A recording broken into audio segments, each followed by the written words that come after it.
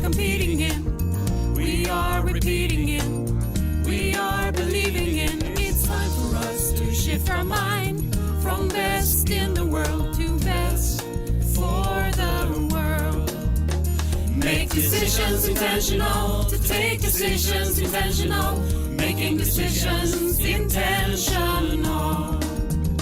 Make decisions intentional, to take decisions intentional, making decisions intentional. It creates a new world to mind a shift, intentionality, perceptuality, conceptuality. We are choosing to shift our mind to best for the world, best for our world. Make decisions intentional, to take decisions intentional, making decisions intentional. Make decisions intentional, to take decisions intentional, making decisions intentional.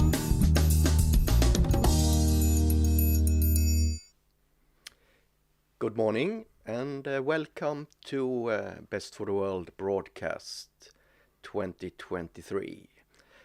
I'm Sten Lindquist and together with me here I have Michael Sillion, Captain Future. Very welcome, Captain Future.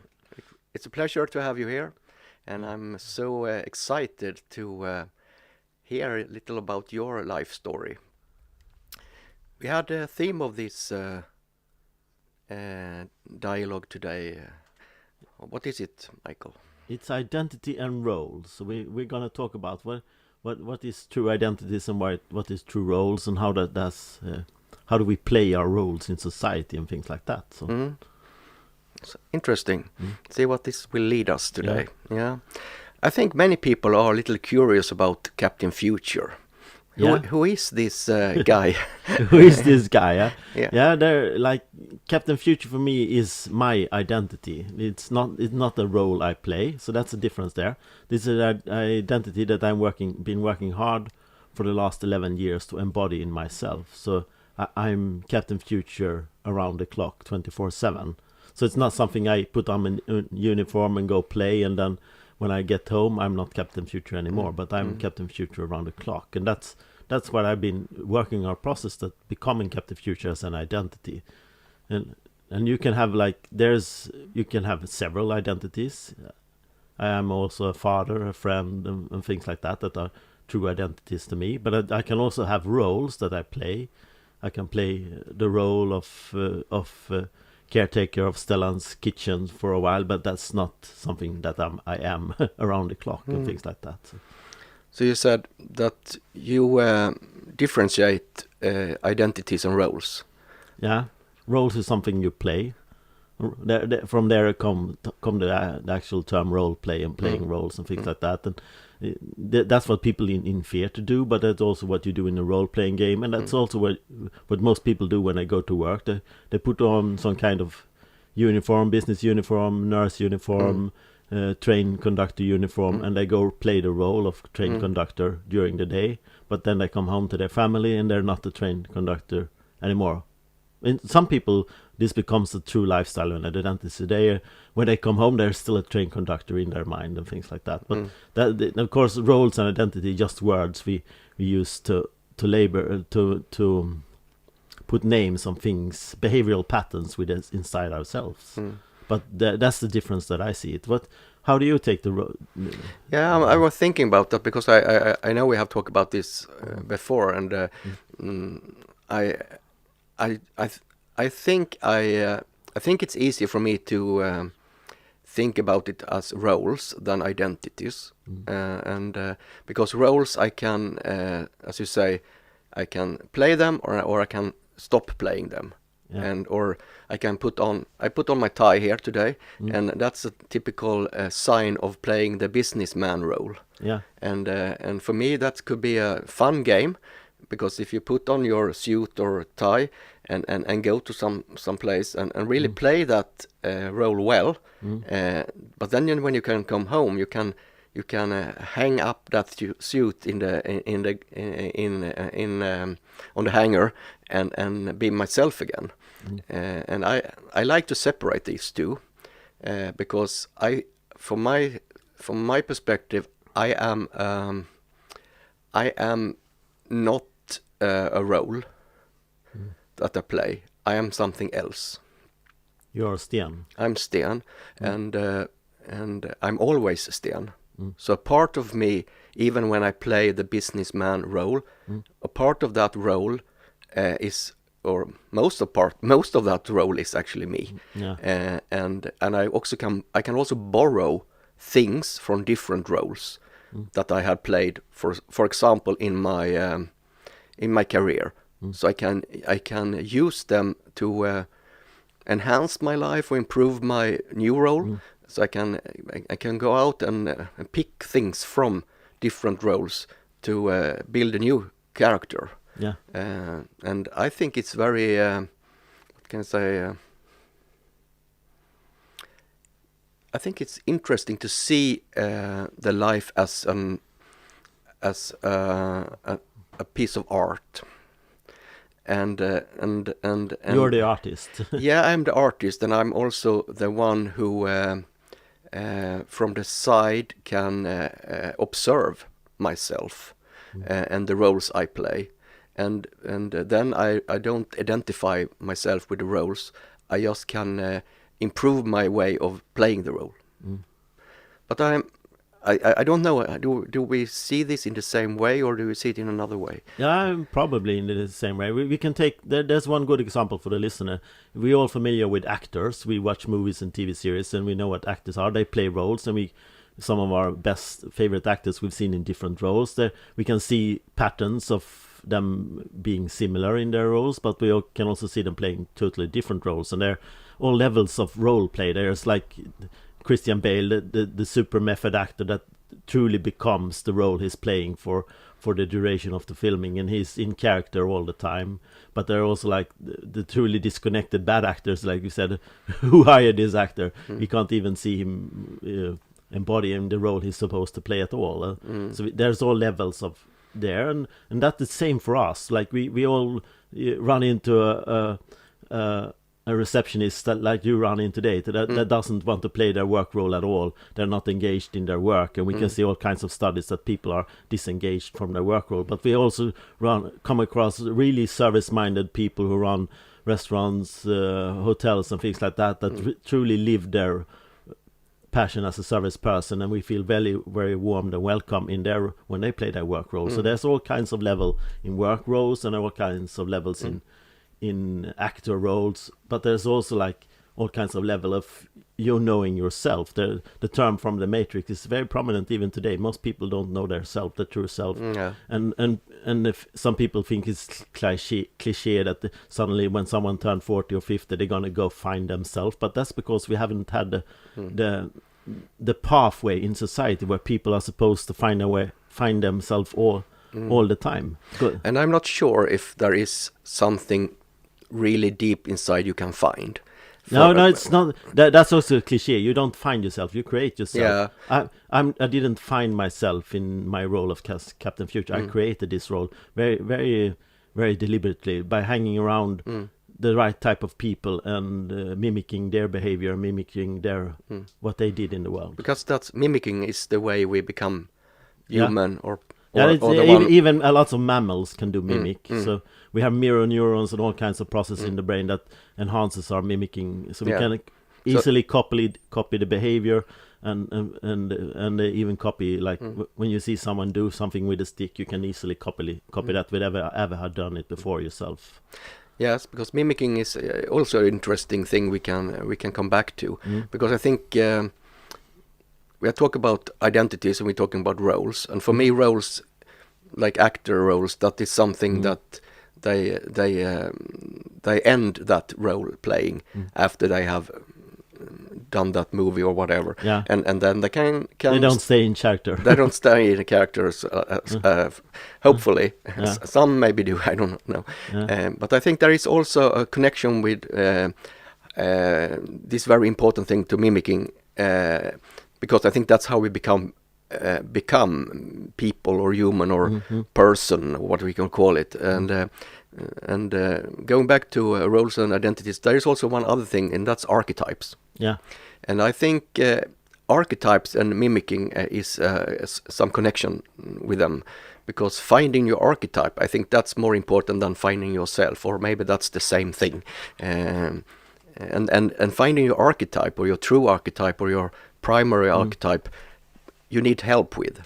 That's probably something not something you can do yourself, because you need to reflecting your competence or your behavior in some other people, so that they can guide you and help you find your primary archetype.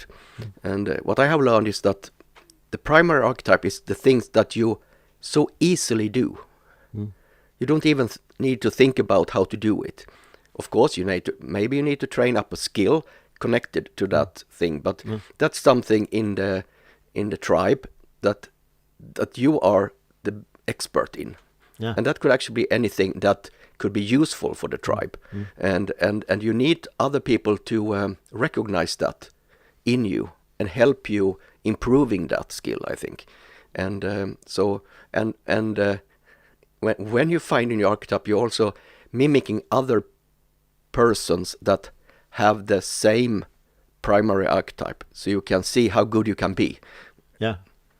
There's so many things on that I want to unpack. Like this, we all were born with different traits that we can amplify and enhance, and like go into an archetype that enhance a certain kind of traits that probably come from the hunter-gatherer tribe. Like there is the shaman, there is the lead hunter, the chief, the chief, the priest, there is the caretaker, or maybe the protector. And I everything. don't know if the shaman is the same as the priest. Yeah, or this is just words. They're of course very more complex than just a label that we put on them, but we can see similarities between these traits, and they differ for everyone. Everyone is unique in their own way of doing things. Now, so just as you are the lead hunter, it doesn't mean that you are the same as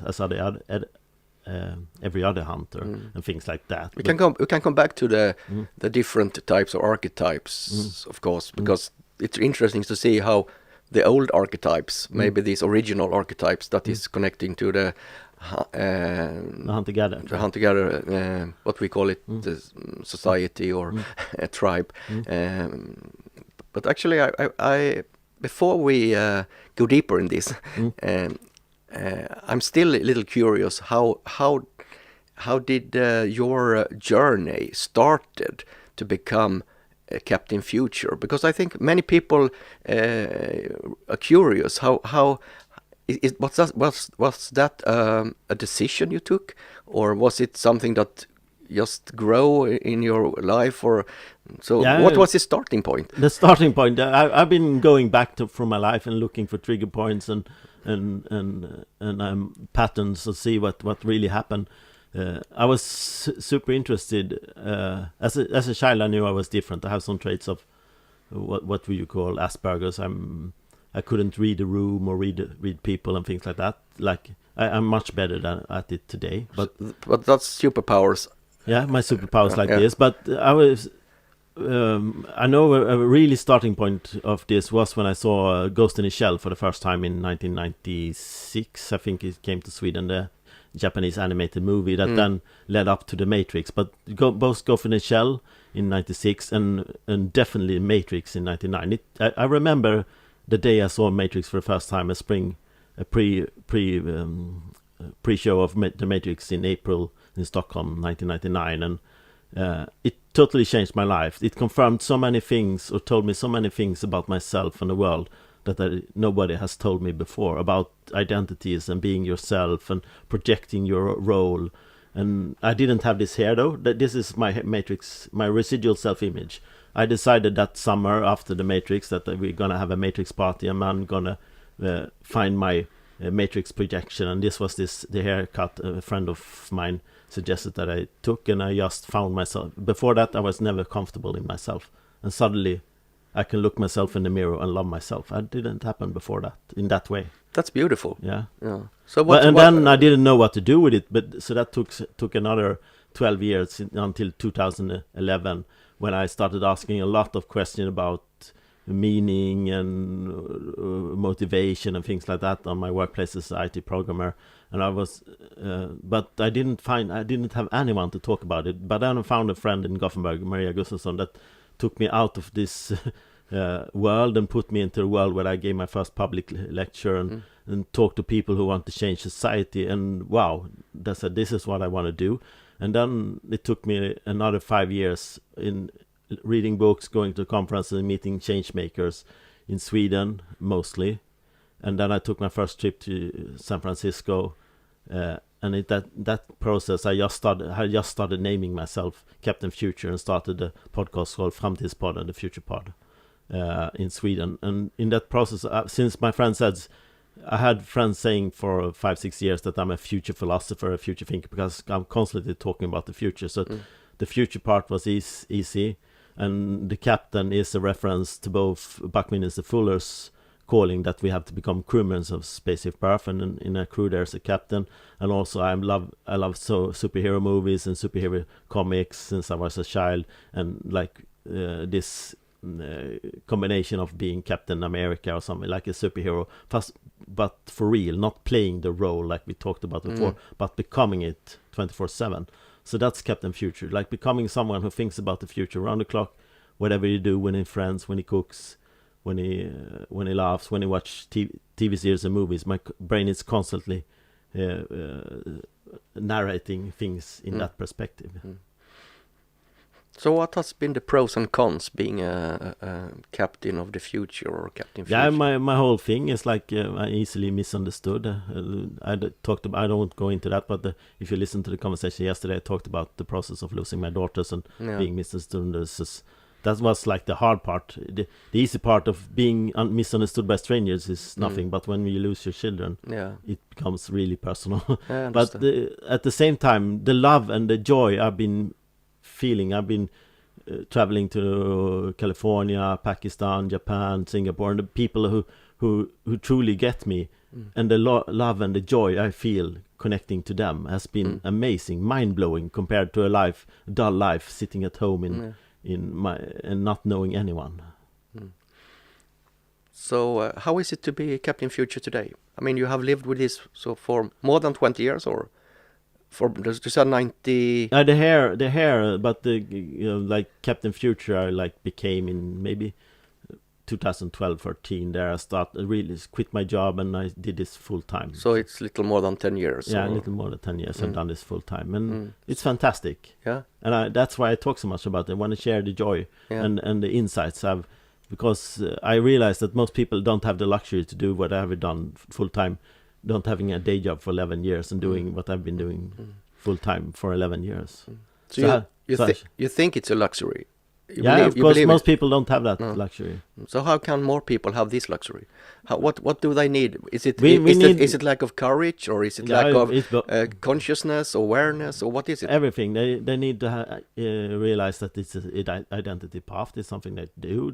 And then they need all the enabling functions, like support from a friend or family member, just not everyone, but someone who believes in you. And then you need to have, in today's society, you have to have economic support to pay rent and food, but also you have to have, like, we have to have a wider conversation about this. And there's a lot of conversation about UBI, Universal Basic Income, to support art. I'm a sort of artist, so the art, and we have supported artists in various ways for thousands of years, because I don't grow food, but I entertain people or whatever our artists do, like make art.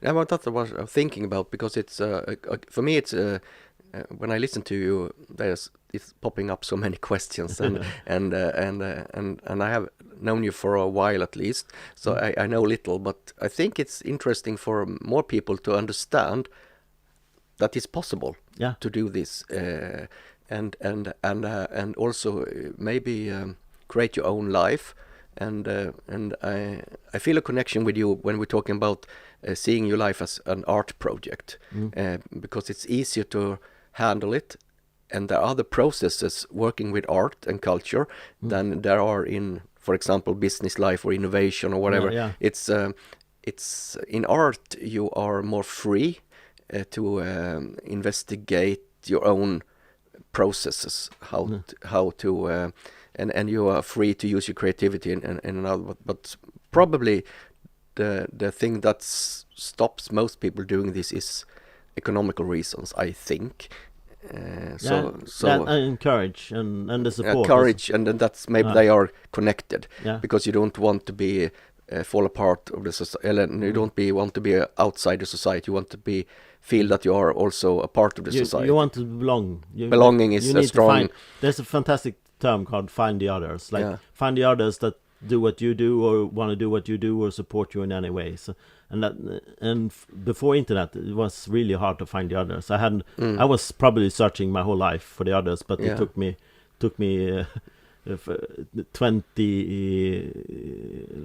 16 years on the internet before I even found the others that way.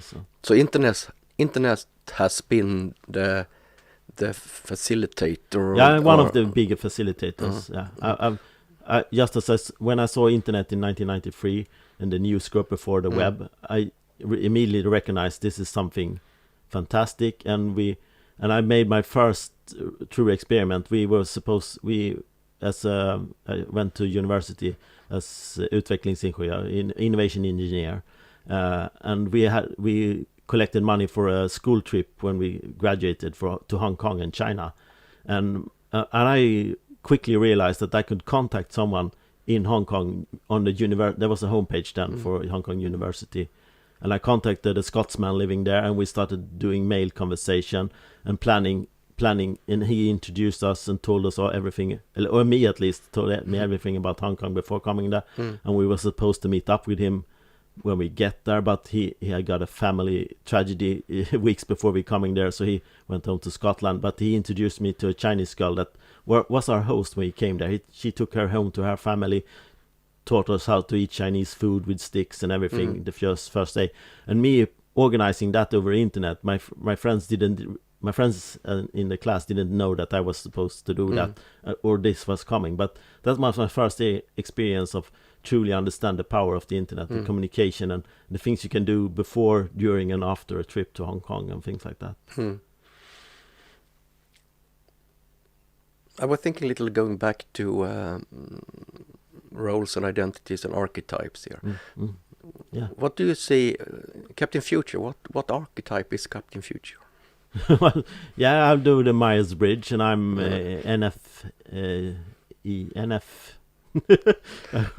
Something. Campaigner, yeah. So I'm Campaigner. extrovert. NFG. Yeah, it doesn't matter. P, yeah. But in that process, I'm the maverick. I'm the maverick. Yeah, the joker, the trickster. I can make fun of myself and everything in the room if I choose to. But I'm also the deep thinker. I contemplate things and truly try to see patterns and things like that. And I like to think on my feet. I like to go into a talk like this, not having a script or a script before me, and just talk about things. Some people like to come prepared, but I'm the other. I don't like to come prepared because then it comes boring. Cool. Yeah, but I was thinking, because talking about archetypes and how to develop them and have role models connected to archetypes, and so and mimicking other archetypes. What do you think about that? Yeah, there's so little conversation about this. We should have just like you go to the gym and lift weights or do yoga or spinning classes every week. You should go to the identity gym and talk about your roles and archetypes and play with them and study them and find others who are like you or find others who are not like you. Compare notes and think. Most people still today think that everyone else is like themselves, so they can't even relate to people seeing the world differently, and that's the basis of so much tragedy and conflict in the world, because everyone is supposed to be like you. And I know there is some organization or men's group or what they call them that already try to work with this what do you call it, tribe work, or like self work. Self work, but in different ways. Yeah. And I think that could be something that we can have another conversation about, because it's also a big topic, how to work with this in the real world, in this society, because there isn't any school for finding your archetype, or there is no you can't take any university course for finding yourself, or like that. So but Captain Future, what's the future of Captain Future? I can see different paths. Of course, I can become this role model and train others to become captains, crew members in like a crew member academy or something like that. I can see me working with different art projects and playing with the roles we're gonna need in the future. And I also I like to talk a lot about the role that me and Bertola identifies as the navigator and the weaver, that we come to name like in the last couple of years as well. This is two things we need to also help the audience to understand. But if we just come back to that, I was thinking, if you could really dream totally free, and there is no limitations at all, what you could become, or what you want to work with, or what's your dream there? What's your dream there? Yeah, like running a kind of crew member academy, a navigator academy, training other navigators and helping set up a global network of weavers and navigators, helping people. Well, I talked about this last night as well, the wisdom training, and help people become wise, because we need wise leadership, and we can't, and wherever we look we see very little wisdom. There are some good examples, but in most cases we just see blank stares where there's supposed to be wisdom and leadership.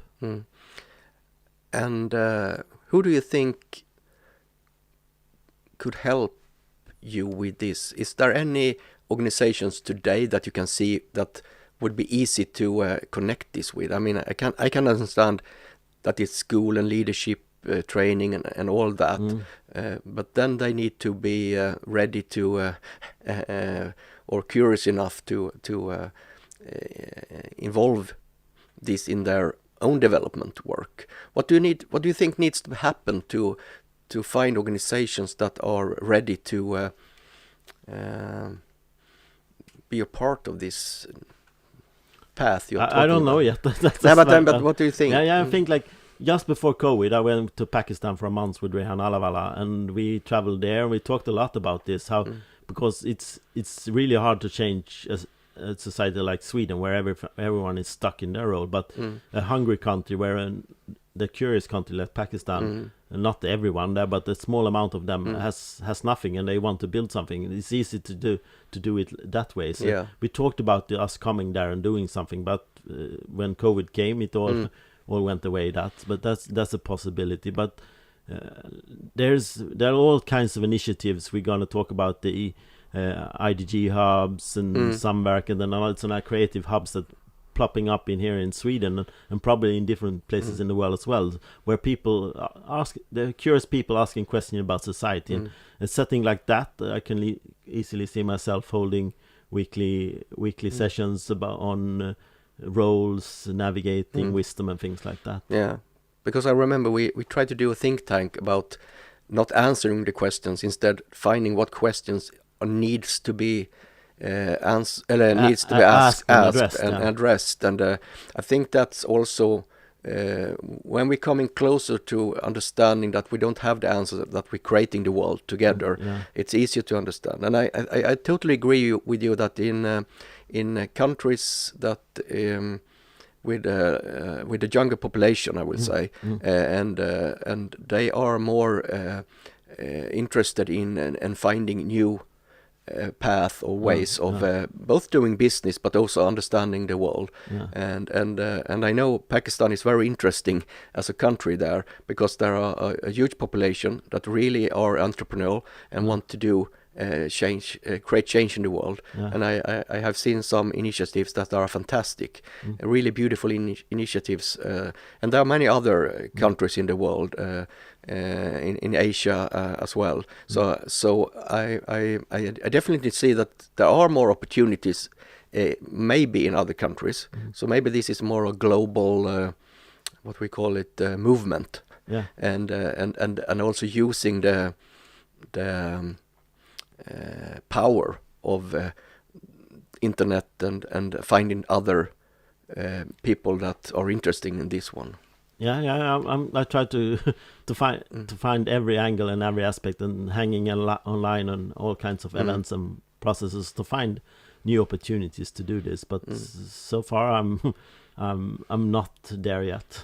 No. I'm just curious because I think the world starts to become both aware and mature enough to understand that this is the path that we need to all need to maybe orient us around, or as at least curious enough, or have courage enough to go that path that we haven't walked before. Because I think that's one thing here, is that have the courage to walk other paths that we haven't tried yet. Yeah, like the old century, we went from being only industrial workers to be going into the office. And this century, what's the next step after becoming office, playing the role of the office worker? There's something else. We have to become the crew member in some essence, like not literally crew members, but as a metaphor. It's a fantastic metaphor that we live on a spaceship. The spaceship is Earth. It goes around the sun. We live on a very thin layer on this planet. We can't live at the core, or we can't live at the space station for more than a year, probably. We don't know, but no one has spent more than a year, or a little bit more than a year up there. But so we have to live in the biosphere for now, and we have to figure that out, how to take care of it, because it's peril. We can easily destroy it to make it inhabitable, in for humans at least. And then we have March on Earth, so we don't need to go there. Yeah. But of course, in a million years, we will have a backup plan, because but not for now. Not for now. We have to figure out how to do things here. Yeah, of course. You mentioned two competences, or two roles, or two identities. I don't know how we can describe them. Yeah. But one is the navigator, and it feels that that's, at least for me, it's a little easy to understand. So, but maybe you can just give us a little introduction what you mean with a navigator. Yeah. So the easiest way to describe it is, if you listen to a lot of talks, YouTube's conversations, podcasts, and things like that, every now and then someone asks, how do you navigate that? How do you make sense of that? So making sense is a part of this. Yeah. Navigating. So if you use the world in that essence, you're not actually on a ship reading a map. You're on the ship of Earth reading a map of society. And how do you navigate society in that? How do you make sense of society? How do you explore? It's in unknown waters. Do people already have too many maps? So do we need to draw new maps and analogize like that? But how do you make sense of society?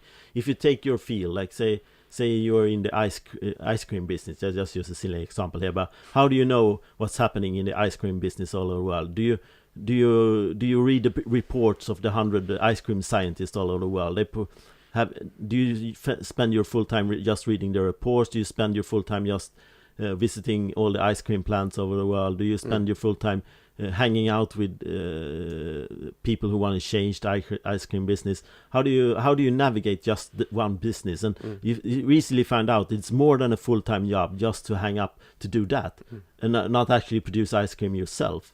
And when you realize that in every industry there are a lot of people doing the work, but there should be more than many full-time jobs just keeping up what's happening in that single industry. And when you multiply that with the thousands of industries all over the world, how do you read every science report? Yeah. How do you watch? That becomes impossible in itself, only in your own small field. But then if you have to read every science report ever produced by humanity, it becomes ludicrous. But and then you take all the media we produce, all the YouTube videos that, like I just talking about the one that talks about things we actually need to know. Then there's like a lot of YouTube videos with no narrative and no information and no learning to be had as well. But no one can watch it all, but we have to at least try to how to navigate a complex society. And they become, every day there is more science reports, more findings, new products, new ways to do things. And who keeps up with that? No, I understand, and probably there are already a lot of people that are navigators, but they don't maybe. Yeah, they do it. They don't do it full time.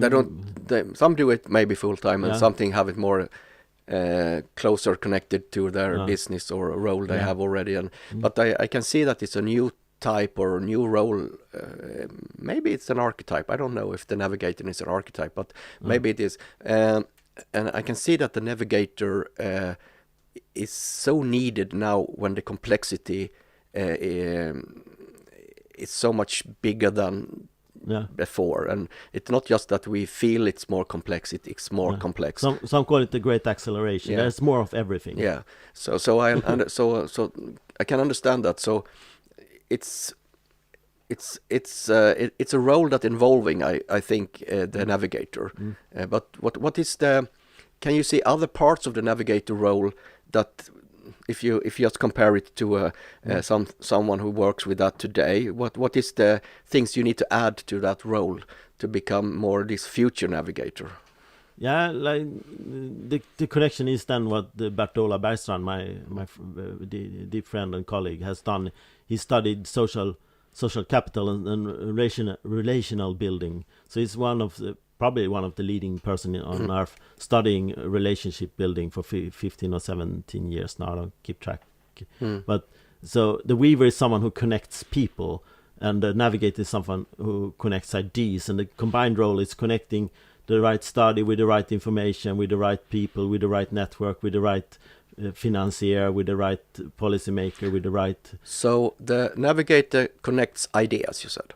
Yeah, somehow. Yeah, but you can just sit at home and don't share, but you also want to share what you. What so you navigate. I just try to make it clear. Yeah. so navigate both aspects, both navigating and sharing. Yeah. So navigating and sharing. Yeah. And the weaver. Yeah. Because the weaver is another archetype, another role. Yeah, here. but they go into. I'm 70% navigator and 30% weaver, and Bertola is probably the other way around. Yeah, but they are connected. They are connected. I understand, but so we get social aspect. We got some understanding. And the information aspect of it. We got some understanding of the navigator role. I think navigating in a complex society that becomes more and more complex, and there are new competences and new ways of working, or maybe new types of awareness to be able to work as a navigator to today or in the future. But so if we go and just try to make some description about the weaver, how is that? Yeah, we all know for many, like, it's good to have relationships and connection if you want to do something. We have been doing this and we started societies, but today, like, we know that everyone who is successful has a business network. They know people, they meet people, they have a great contact list and a network list and something like that, and they do that, and then they run a business as well. But then when we take the weaving part, but then, like, just like navigating, there has to be people who just does it full time. They don't run a business, they just help people network the full time, because when you do something full time, you become much more proficient at it. That is just part of your job, and that's the definition. Someone who networks full time, who helps other people to run their businesses and run their governments and things like that. So you're weaving this net of social connections. Yeah, and because we have always been doing networking, but thanks to the internet, it took really off. And when email and now social media, you can just do it on social media, LinkedIn, Facebook, Twitter. That's what Bertola, he's been studying. How do you do it on social media? How do you connect people?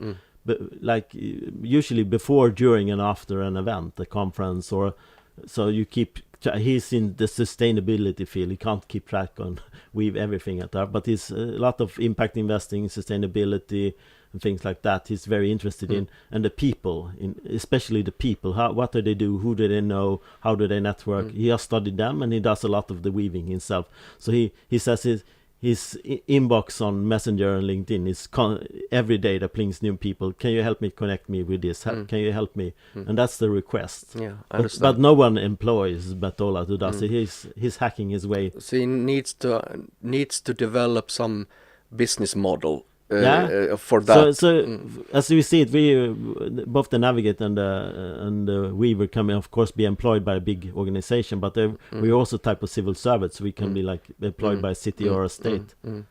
You talked earlier a little about how to make use of the Captain Future role and that way. But if you connect it to the roles of a navigator and a weaver, what do you see like a future competence? How can you see that connecting to the need of changing the society today? Because we are talking the theme of this conversation is also a part of Best for the World broadcast, and we have a theme there calling being the change.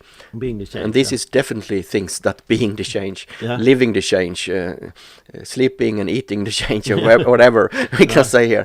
But can you see how can you see the connections between how are they integrated or interacting between each other? This navigator and this weaver and the role that you have played or identity you have as a Captain Future. How can you see this interconnect? Yeah, like the first step is of course identify as someone who does the things that need to be done in society, like become this crew member, caretaker of the biosphere and our spaceship, and then finding your expertise and your archetype in that. So and for me it's been like this playful man who calls himself Captain Future. I used to go to a lot of conference before COVID, and I show up and I bring my energy as well. I'm not just there to learn people. I bring a positive energy, party, dancing, cheerfulness, hugging, high-fiving, smiling, all the positive energy that you need to cheer people up. And that's the great part of it as well. And that's nothing you're not on a conference list. I didn't get like paid to doing this, but I got in for free because people wanted me there because they enjoyed my presence at the conference. So I was invited to attend for free, but I wasn't a speaker role in some conference. Some conference I had a workshop or a speaker gig, but mostly they just wanted me. Can't you come to us? You get in for free and we pay your trip and everything. And that's the role I've been playing there, like just bringing magic to events. And in that process, of course, I did a lot of the weaving and the networking at the event itself in that process. So. But what I think many people thinking about, how can I understand this or mimicking this to be having the right competences in the future, helping other companies or my own companies having this new understanding of what's needed to organize us, or I see a lot of different connections here between innovation work, of course, but also there was I remember there were, maybe it's 10 years ago that I saw the first that they're looking for mood managers in companies. And that's maybe not that's the same, but this is more a combination of different roles. It's like a leader role. Yeah, like leading the happiness officer at Google. What's it called? I read his book. I can't remember his name. Yeah, but this big organization had this different. But I think this is more that something needs to be part of the management team or the board. The board, or like having competences that can actually challenge the way we think, because this is a part of transformation, of course. What we sit here and talk about is actually the transformation that is needed in most of the industry, but totally in the whole society. If you think like the old Joker and Jester in the King's Court, he could see things, he could say things give new perspectives, but he was never a threat to the throne because he was not Exactly. the power player. Yeah. So you can listen to him without feeling the threat of him taking succeeding you. So that's the role of like the playful trickster jester. He can put, or she can put, new perspective on things without being a power player, so you don't feel threatened by them. I think that's a good summary Yeah. of this conversation, because what I can see here that this is a role that can be a privilege to have Yeah. in the company. Maybe not for full time, but at least a part of any board that could actually get some insights, not just also understand what's needed to start this transformation, Yeah. and see a role model and someone to look up for a mimic, because I can see a lot of new ways using this what we call it identity or archetype in the coming business world. Yeah. What- The first step is, of course, what we do today. Talk Yeah. about it and Yeah. make awareness about that this is actually a thing. Yeah. And then, like, the step 2 is what I've been doing. Call to action, like actually not just sitting at home writing a blog about it. Like, actually go out in the world and doing this full time for a year, becoming Yeah. like doing myself on an art project and experimenting on myself. What does it mean to actually live this role as Captain Future full time, not doing another day job or something in the meantime? And maybe And most people can't do that, but I had the luxury, like I Yeah. said, to do that. And in that, I showed a way. I opened a door. Yeah, definitely. And maybe we also can send out a request to the listeners on the of this podcast, and then saying that, what do you think the society needs, and how can we bring these competences and roles into it in the existing paradigm, I would say, and While we change it. while we change it. So we will happy to hear if you have any ideas or maybe you can open some doors for finding ways into this what we call it new paradigm shift boards. Or what? The 21st century. Yeah. Michael, do you have anything you like to add to this conversation? Yeah, like let's do this for real. Like, just not talk about it, but actually go out and do it. And the world is now ready. We have come out of the COVID years, and we can start travel and meeting people again and doing things. And it's time for a new narrative. It's time for a new way of doing things, and whatever you call it, it has to be something that has not been done before. Like, we can see changes coming up, chat GPT and AI and things like that. That's going to change how we do things, and if we change how we do things, we need new roles doing it as well. And we want to get ahead of that process and not succumb to the requirements of a capitalist system that just want to pay everyone to do what they did before, but in a slightly different way. But we have to, like, start playing, experimenting, prototyping, testing, innovating what it is to live the change of the 21st century.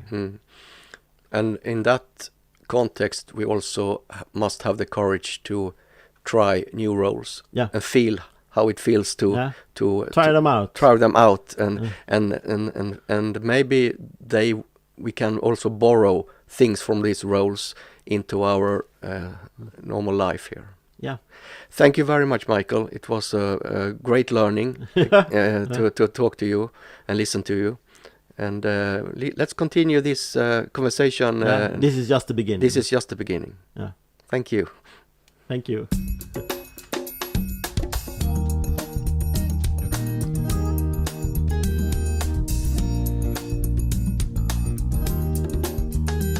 We are creating the world we're now living in.